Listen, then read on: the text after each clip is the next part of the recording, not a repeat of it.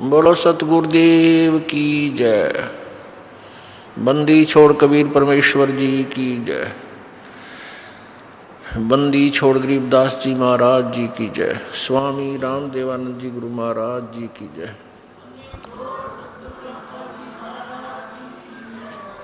सर्व संतों की जय, सर्व भक्तों की जय, धर्मी पुरुषों की जय। श्री काशी धाम की जय, श्री छुडानी धाम की जय, श्री करौथा धाम की जय, श्री बरवाला धाम की जय। सत साहिब गरीब नमो नमो सतपुरुष को नमस्कार गुरु की नहीं। सुर नर मुनि जन साधुआ संतों सर्वसदी नहीं। सतगुरु साहिब संत सब दंडोतम प्रणाम। आगे पीछे मध्य हुए तिनको जा कुर्बान। निराकार निर्विषम काल जाल भयभंजनम निर्लेपम निज निर्गुणम अकल अनुबेशुंदनम। सोहम सुरति समाप्तम सकल समाना निर्तलय। उज्ज्वल हिरंबर हरदमम बेपरवा अथाह वार पार नहीं मज्जतम। गरीब जो सुमरह सिद्ध होई गणनायक गलता ना। करो अनुग्रह सोई पारस पद परवाना। आदि गणेश मनाऊं गणनायक देवन देवा। चरण कमल लो लाऊं आदंत करूं सेवा। परम शक्ति संगीतम रिद्धिदाता सोई। अवगत गुण अतीतम सत्य पुरुष निर्मोही। जगदम्बा जगदीशम मंगल रूप मुरारी। तन मन अर्पों शेषम भक्ति मुक्ति भंडारी। सुर नर मुनि जन ध्यावे ब्रह्मा विष्णु महेशा। शेष सहस मुख गावे पूज्य आदि गणेशा। इंद्र कुबेर सरीखा वरुण धर्म राय जावे। समर्थ जीवन जी का मन इच्छा फल पावे। 33 कोटि आधारा जावे शेष 88। उतर भव जल पारा कट है यम की फांसी। 33 कोटि आधारा जावे शेष 88। उतर भव जल पारा कट है यम की फांसी।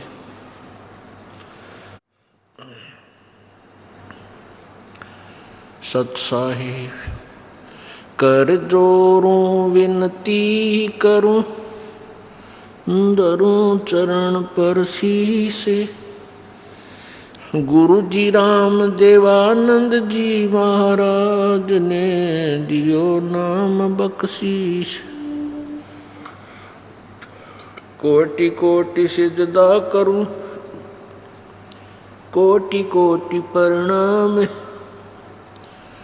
चरण कमल में राखियो मैं बांधी जाम गुलाम।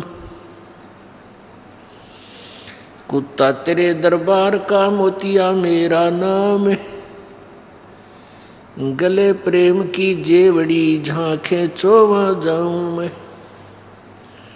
तो करो तो बावड़ूं दूर दूर करो तो जाऊं। जो राखो तो ही रहूं जो देवो सुख। जय इब के सतगुरु मिले सब दुख आँखों रो। चरणों ऊपर शीश धरूं कहूँ जो कैडी हो। कबीर गुरु जी मिलेंगे पूछेंगे कुशलात। आदि अंत की सब कहूँ अपने दिल की बात। गुरु जी तुम ना भूलियो चाहे लाख लोग मिल जाए। हमसे तुमको बहुत हैं तुमसे हमको नहीं। तुमरे विसारे क्या बने मैं किसकी शरण में जाऊं। शिव वृंच मुनि नारदा, इनके हृदय न समाऊं, अवगुण किए तो बोध किए, करत न मनी हारे, बावे बंदा बख्श दियो, बावे गर्दन उतारे, अवगुण मेरे बाप जी, बख्शो गरीब नवाजे, जो मैं पूत कपूत हूँ, बहुर पिता को लाज, मैं अपराधी जन्म का, नख सिख बरे विकारे, तुम दाता दुख बंजना, मेरी करो संभाल। परमपिता परमात्मा परमेश्वर पूर्ण ब्रह्म अनंत कोटि ब्रह्मांड के रचनहार कबीर देव, कबीर साहब, अल्लाहु अकबर, उस परमेश्वर की असीम कृपा से इस घोर कलयुग में ये सत्संग प्रारंभ हुए। उसी परमेश्वर की कृपा से ही ये सत्संग, ये सत विचार, यथार्थ ज्ञान आप जी तक पहुंच रहा है। इस पूरी पृथ्वी के ऊपर, इस 21 ब्रह्मांड में कोई भी सत्संग नहीं करता। सभी के पास कुसंग है, शास्त्र विरुद्ध ज्ञान है,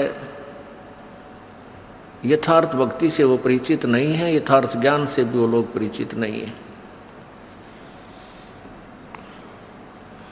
परमेश्वर की वाणी में कहा है कि भवन चतुर्दश, 3 लोक और भवन चतुर्दश कोई नहीं सत्संगी। पुण्यात्माओं, सत्संग शब्द ही हमें प्रमाणित करता है कि सत्य ज्ञान, सत्य वचन जो सब सद्ग्रंथों से मेल खाते हों, उस ज्ञान की जहाँ चर्चा होती है, उस ज्ञान का जहाँ प्रचार होता है, वो सत्संग है। और जहाँ यथार्थ ज्ञान प्रचार नहीं होता, वो सत्संग नहीं है। प्रारूप वैसा ही है, क्योंकि डुप्लीकेट और ओरिजिनल सभी मिलते जुलते ही होते हैं, लेकिन उनकी जो परख जानता है ओरिजिनल और डुप्लीकेट को, उसको बहुत अंतर नजर आता है। जैसे बूरा और नमक 2 कटोरियों में रखा हो, एक जैसे ही लगते हैं। आपको बूरा की चाह है और चम्मच भर लिया नमक का और मार लिया फांका, वो बूरा समझकर, तो आपका सारा ही टेस्ट खराब हो गया। ऐसे ही सभी सत्संग, सभी संत अच्छे लगते हैं, सिमिलर होते हैं, एक जैसे ही होते हैं, समांतर होते हैं। उनके वचन बहुत से मिलते जुलते भी होते हैं, लेकिन बूरा और नमक ही समझ लेना। उसको तो वही समझ सकता है जिसने बूरा खा रखी हो, फिर नमक का टेस्ट करे। और जहाँ देखे वहाँ नमक ही है, उसी को चाट रहे हैं, तो सभी ये सोच रहे हैं यही बूरा होगा। ऐसा नहीं है। दास ने तो ये शब्द बोला है कि 3 लोक और भवन चतुर्दश कोई नहीं सत्संगी, ये बहुत महत्व रखता है। पुण्यात्माओं, यदि इस ब्रह्मांड में, इन 21 ब्रह्मांडों में यदि यथार्थ ज्ञान होता तो परमेश्वर को यहाँ नहीं आना पड़ता।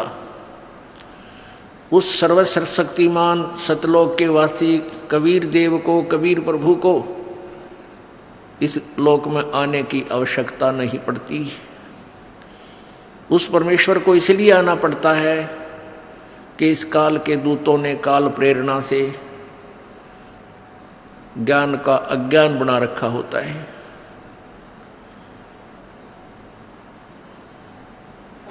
वो परमात्मा पूर्ण ब्रह्म, सर्व सृष्टि रचनहार, कुल मालिक कबीर देव कबीर साहब अपनी प्यारी आत्माओं को अपने निज ठिकाने का, अपने मूल निवास का ज्ञान स्वयं ही कराते हैं। वो परमात्मा आकर के अपनी जानकारी आप ही बताते हैं,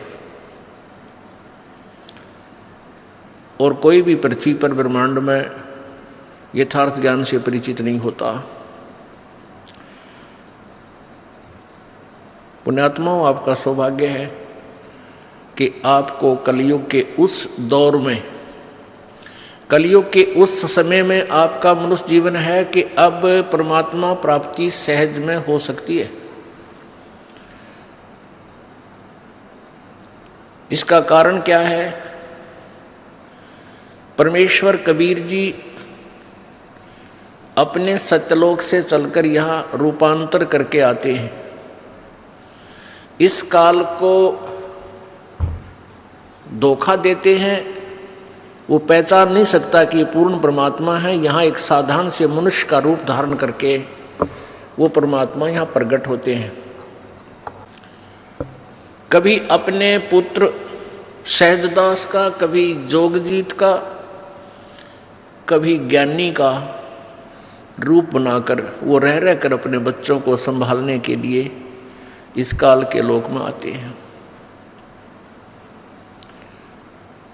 तो परमात्मा जब सर्वप्रथम रूपांतर करके अपने पुत्र सहजदास का रूप बना करके आए थे, जहाँ पर ये काल भगवान 1 लाख प्राणियों का आहार करता है, वहाँ एक तपतशिला है, एक तवा होता है, जैसे अच्छा लंबा चौड़ा तवा हो, और वो अपने आप पत्थर की टुकड़ी है, अपने आप स्वतः गर्म रहती है, बहुत तेज गर्म रहती है। और ये काल 1 लाख मानव शरीरधारी प्राणियों के सूक्ष्म शरीर को उस तपतशिला पर डालकर इनसे गंध निकालता है, इनको खूब अच्छी तरह गर्म करता है, और ये प्राणी वहाँ तड़फते हैं बुरी तरह उस तपतशिला के ऊपर। और इनके अंदर से सारे जीवन में जो इन्होंने स्थूल शरीर से जो विकार किए, कोई आहार किया, सुल्फा, तमाकू, शराब पी, वो सब अंश उस सूक्ष्म शरीर में डिपॉजिट होता है। उसको वहाँ गर्म करके जीव के सूक्ष्म शरीर से निकालता है, तड़फ जैसे बहुत बुरी तरह मेल्ट कर देता है, पिघला देता है उनके शरीरों को, बहुत बुरी तरह गर्म बहुत करता है। लेकिन जीव मरते नहीं, परेशान बहुत होते हैं, तो उनको बहुत ज़्यादा पीड़ा होती है और हाहाकार चिल्ला चिल्ला कर अचेत हो जाते हैं। और उनसे निकले हुए गंध को ये काल भगवान 21 ब्रह्मांड का स्वामी, जिसको ब्रह्म कहा जाता है, जिसको ज्योत स्वरूपी निरंजन भी कहते हैं, ये आहार करता है, उस गंध को खाता है। पुण्यात्माओं, यहाँ आप देख रहे हो, बकरा मार लिया, मुर्गा काट लिया, उसकी जान गई, तड़फ रहा है, और खाने वाला बनाकर उसको नमक मिर्च गिर के उंगलियां चाट रहा है, खुशी मना रहा है। ये सारा ही ऐसा व्यवहार है इस गंदे लोक में। अपने स्वार्थ के लिए जीव ना जाने के जुल्म कर डालता है। परमात्मा ने आकर यही बताया कि जिस लोक में तुम रह रहे हो, ये रहने का ठिकाना नहीं है, ये बहुत ही गलत और गंदा स्थान है। यहाँ कोई भी व्यवहार ठीक नहीं है किसी भी प्राणी का। आप सतलोक में रहा करते थे, उसको छोड़कर आपने बहुत बड़ी भूल की है। उस गलती का सुधार कर लो और चलो वापस अपने सत्यलोक में, जहाँ कभी मृत्यु नहीं, कोई दुख नहीं, कोई कष्ट नहीं, कोई टेंशन नहीं, कोई रोग नहीं। लेकिन हम गलत ज्ञान से इतने रंगे जा चुके हैं हम उन दंत कथाओं से, लोकवेद से इतने ओतप्रोत हो चुके हैं कि हम इस सत्य को स्वीकार करने को तैयार नहीं होते। यदि हम इस सत्य को स्वीकार कर लें तो मोक्ष में देरी नहीं है। मोक्ष तो सबसे आसान है, उसका तरीका मिलना कठिन है। उस तरीके पर, उस विधि पर विश्वास होना ही मुश्किल है, कठिन है। कठिन इसलिए है कि हमने गलत ज्ञान गढ़ा सुन रखा है। करोड़ों संत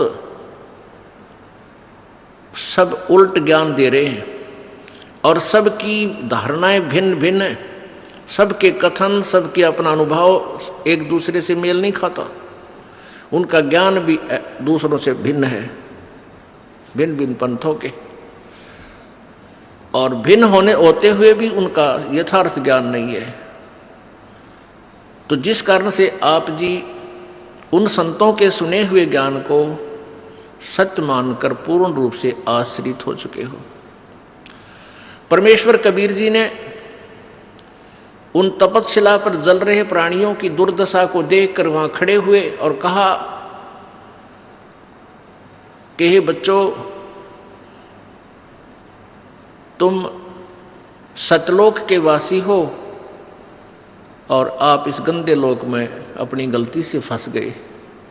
परमात्मा परमेश्वर कबीर जी जब वहां आकर खड़े हुए उस तपस्शिला के ऊपर, तो सभी प्राणियों के ऊपर जो वो दबाव था तपस्शिला का, वो अग्नि का जो प्रभाव था वो खत्म हो गया। जो ही अग्नि जो आंच लग रही थी वो निष्क्रिय हुई प्रभु की कृपा से, तो सभी प्राणी एकदम बैठ गए उस तपस्शिला पर, जैसे आम स्थान पर बैठे हों। लेकिन वह टुकड़ी उसी तरह उबल रही, गर्म है, बहुत गर्म है। प्रभु की कृपा से उनको वो आंच महसूस नहीं हो रही। तब उन्होंने देखा कि सामने कोई संत खड़ा है, कोई साधु खड़ा है। पुण्यात्माओं, हम परमात्मा की प्राप्ति के लिए चलते हैं तो हम सोचते हैं कि प्रभु साधु रूप में आता है, संत रूप में आता है, और ऐसा ही होता है। परमात्मा भी कहते हैं कि ना जाने किस रूप में परमात्मा मिल जावे।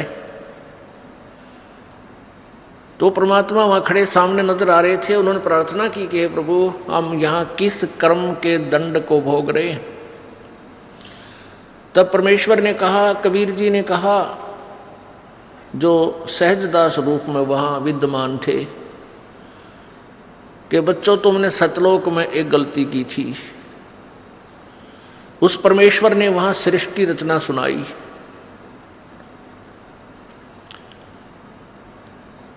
उन्होंने बताया, परमेश्वर ने बताया कबीर जी ने,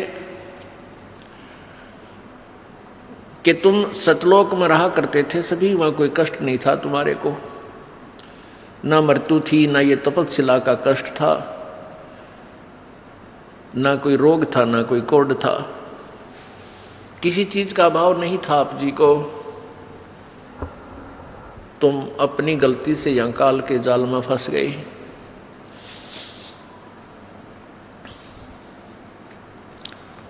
परमेश्वर कबीर जी ने सृष्टि रचना सुनाई। वो सृष्टि रचना ये दास आपको सुनाएगा। परमेश्वर द्वारा दिया हुआ ज्ञान इस दास के वचनों में।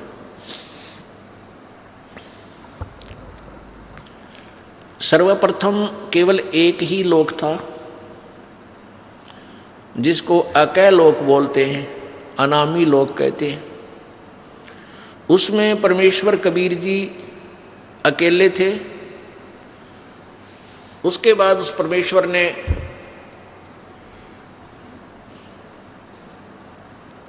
एक से अनेक होने का ख्याल किया। उसके लिए उस परमेश्वर ने अकय लोक से नीचे के 3 लोकों की और रचना की। वो लोक हैं, अकय लोक से नीचे का अगम लोक, उससे नीचे का अलख लोक, उससे नीचे का लास्ट वाला चौथा लोक जो है, यानी अनामी अकय लोक से अलग वो तीसरा लोक, और कुल मिलाकर चौथा लोक जो है वो सत्यलोक है।